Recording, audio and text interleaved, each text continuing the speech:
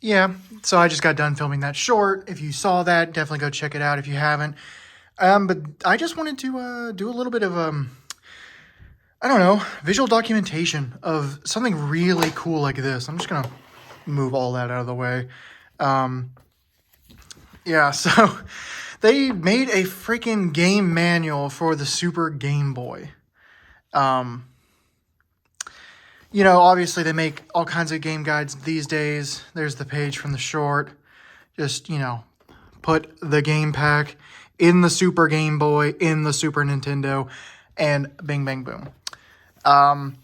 It talks about, like, the controllers you can use, because it says, like, oh, yeah, 1 or 2 controllers, right? Insert a Super Nintendo controller into port 1. You can use either port 1 to play your games or have it plugged in so that you can use the other Super Game Boy options. Yeah, or you can use the mouse.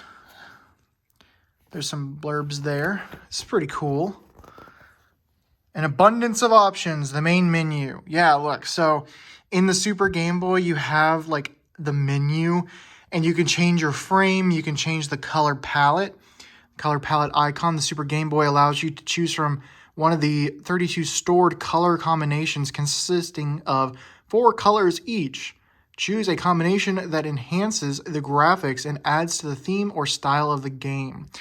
Yeah, so like this is not for the Game Boy Color, by the way. That's why I used Tetris in the video. So this is for the original Game Boy line of games. So they're supposed to be black and white.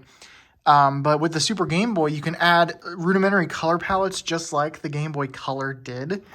So yeah, the control pad, A button.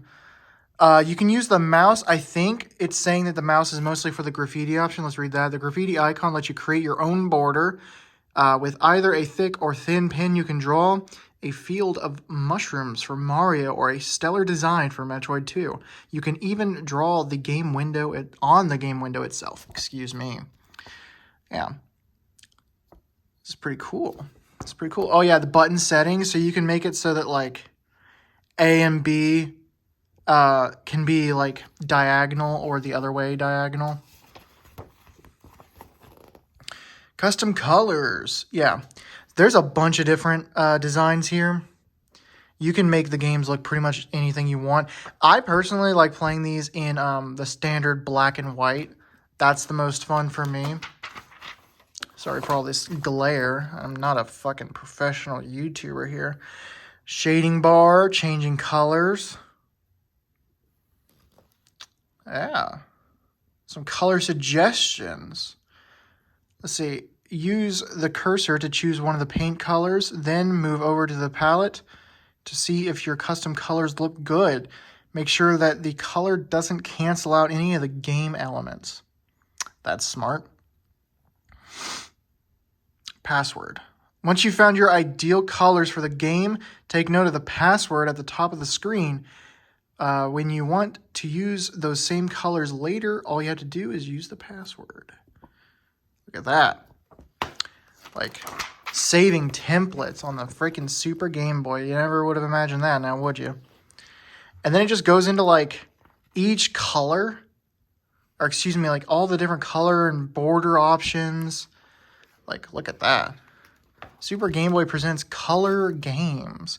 With the Super Game Boy, every Game Boy game can become a colorful work of art.